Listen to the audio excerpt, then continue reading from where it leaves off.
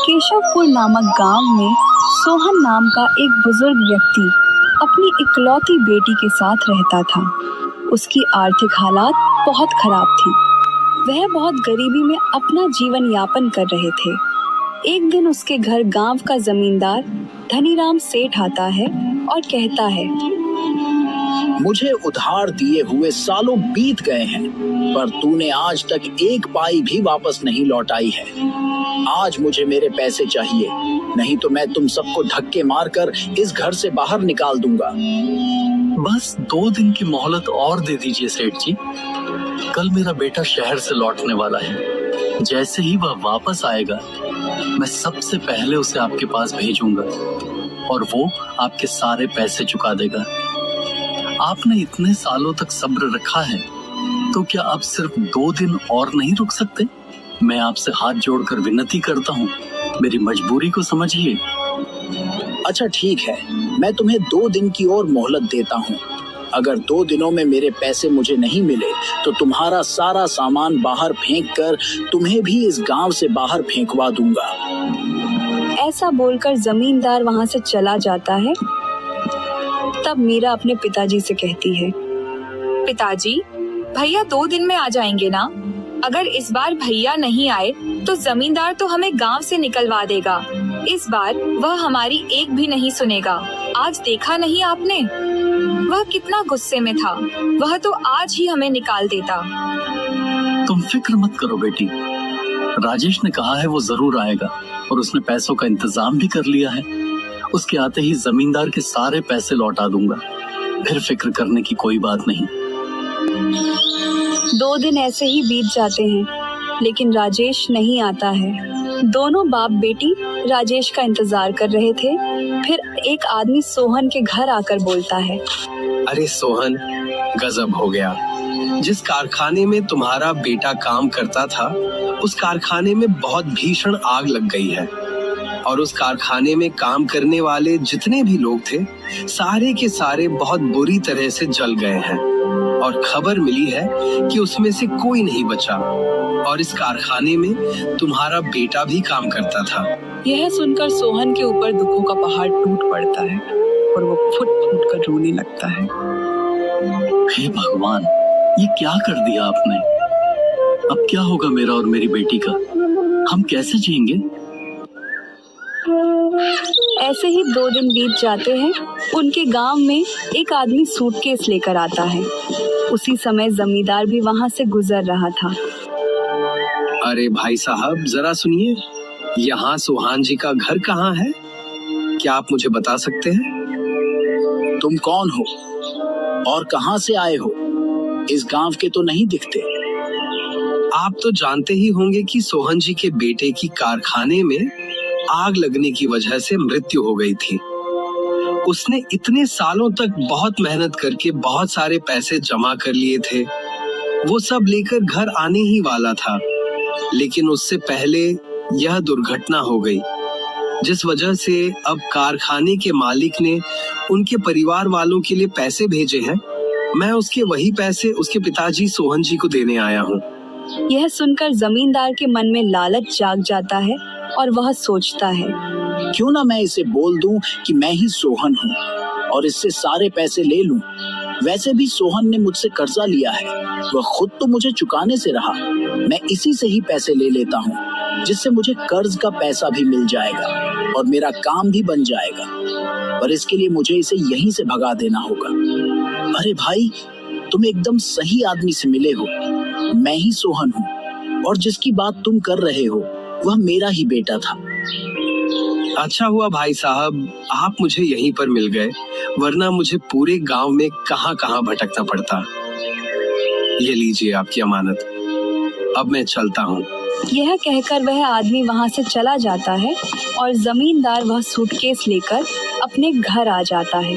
जैसे ही वह सूटकेस खोलकर देखता है, उसमें ढेर सारे पैसे होते हैं। जमींदार यह देखकर बहुत खुश हो जाता है। मुझे तो कुछ समझ में नहीं आ रहा बेटी, अब हमारा गुजारा कैसे होगा? हम तो पूरी तरह से राजेश के भरोसे पर थे, लेकिन पता नहीं ईश्वर ये कैसी परीक्षा ले रहा है। राजेश ही तो हमारा सहारा था। भगवान ने उसे भी हमसे छीन लिया। भगवान इतने कठोर दिल कैसे हो सकते हैं? कभी कभी लगता है कि भगवान है ही नहीं। अगर होते तो हमारे साथ इतना सब नहीं होता। जबकि हमने कभी किसी का बुरा भी नहीं चाहा। पिताजी, आप चिंता मत कीजिए, मैं भी आपका काम में आपका हाथ बटाऊंगी। हम कुछ न कुछ करके जमींदार का कर्ज लौटा ही देंगे। आप फिक्र मत कीजिए, नहीं तो आपकी तबीयत और भी खराब हो जाएगी। मीरा दूसरों के घर में काम करने और खाना बनाने का काम करने लगती है। इसी तरह से कुछ दिन बीत जाते हैं। एक दिन मीरा पानी लेने जमींदार के कुएं पर जाती है और उसी दिन जमींदार के दोस्त का बेटा रोहन जमींदार के घर आता है। तभी उसकी नजर मीरा पर पड़ती है। वह मीरा को देखकर उसे पसंद करने लगता है। फिर वह अंदर चला जाता है। प्रणाम चाचा जी, क्या आपने मुझे पहचाना? मैं आपके दोस्त दौलत राम का बेटा हूँ। मेरा नाम रोहन है। अरे बेटा रोहन, तुम कितने बड़े हो गए हो। तुम्हें जब पिछली बार देखा था तब तुम बहुत छोटे थे, इसलिए तुम्हें पहचान नहीं पाया। बोलो बेटा, कैसे आना हुआ? वो क्या है ना चाचा जी, दरअसल पिताजी ने एक जमीन का सौदा करने के लिए मुझे यहाँ भेजा है। बस वही जमीन देखने के लिए मैं आया हूँ। इस सिलसिले में आपसे थोड़ी बात भी करनी थी। अच्छा, तो तुमने अब अपने पिताजी का कारोबार भी संभालना शुरू कर लिया है? हाँ चाचा जी, थोड़ा बहुत मैं भी देख लेता हूँ। अब पिताजी की उम्र के कारण उनसे ज्यादा काम नहीं हो पाता है, इसलिए अब मुझे ही करना पड़ता है। ये तो बहुत अच्छी बात है बेटा। आपसे एक बात पूछनी थी चाचा जी। दरअसल मैं जब आ रहा था तब कुएं के पास मैंने एक लड़की को देखा। क्या आप बता सकते हैं कि वह लड़की कौन है? लड़की? कौन सी लड़की? वो आपके घर के सामने जो कुआं है, उस कुएं पर मैंने एक लड़की को पानी भरते देखा। क्या आप बता सकते हैं वो कौन है? रुको रोहन बेटा, तुम चाय पियो, तब तक मैं देख कर आता हूँ। जमींदार बाहर जाकर कुएं की ओर देखता है तो कुएं पर उसे खुद की ही बेटी राधा दिखाई देती है। मीरा वहां से जा चुकी होती है। अरे रोहन बेटा, जिस लड़की के बारे में तुम पूछ रहे हो वह मेरी ही बेटी है। अच्छा अच्छा, ठीक है चाचा जी, मुझे लगा कौन है। जाने दीजिए, छोड़िए। आप बताइए, आप कैसे हैं? रोहन बात को पलट देता है, लेकिन जमींदार को इस बात पर शक हो जाता है। मुझे लगता है रोहन बाबू को मेरी बेटी पसंद आ गई है। यह तो बहुत अच्छी बात है। अगर मेरी बेटी राधा इतने बड़े खानदान में चली जाएगी तो उसका नसीब ही चमक जाएगा।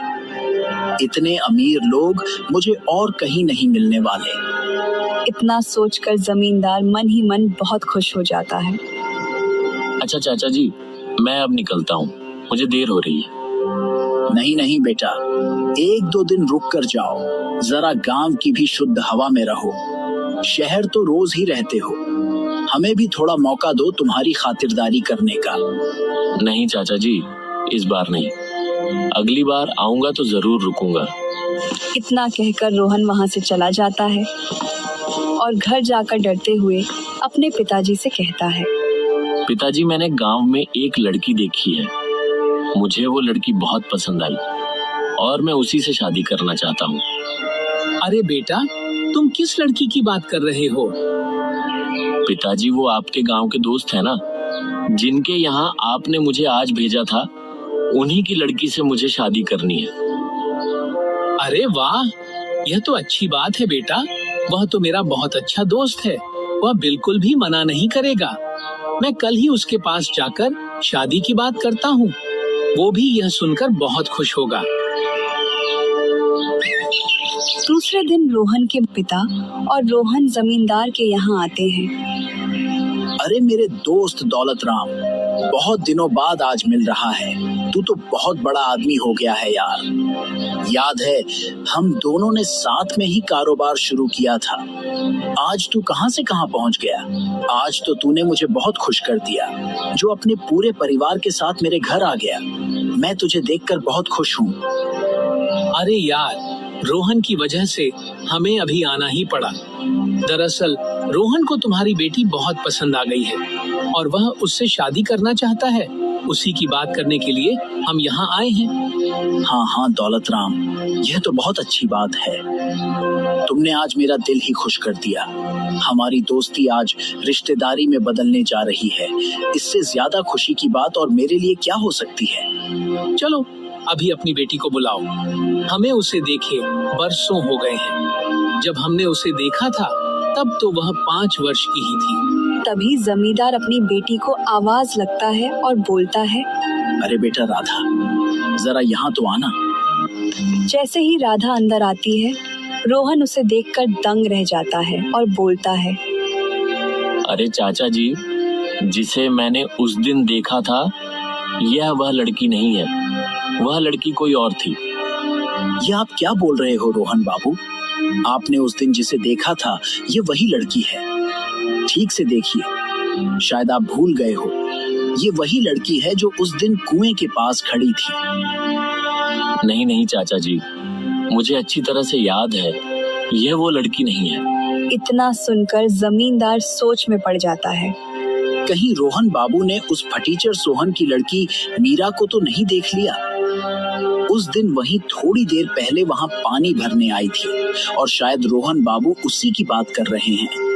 नहीं नहीं, मैं ऐसा बिल्कुल नहीं होने दूंगा। मुझे कुछ भी करके सोहन और उसकी बेटी को इस गांव से भगाना ही होगा, इससे पहले कि रोहन बाबू उसे गांव में जाकर ढूंढ लें। ठीक है रोहन बेटा, अगर ऐसी बात है तो मैं खुद उस लड़की को आपके लिए ढूंढ कर लाऊंगा।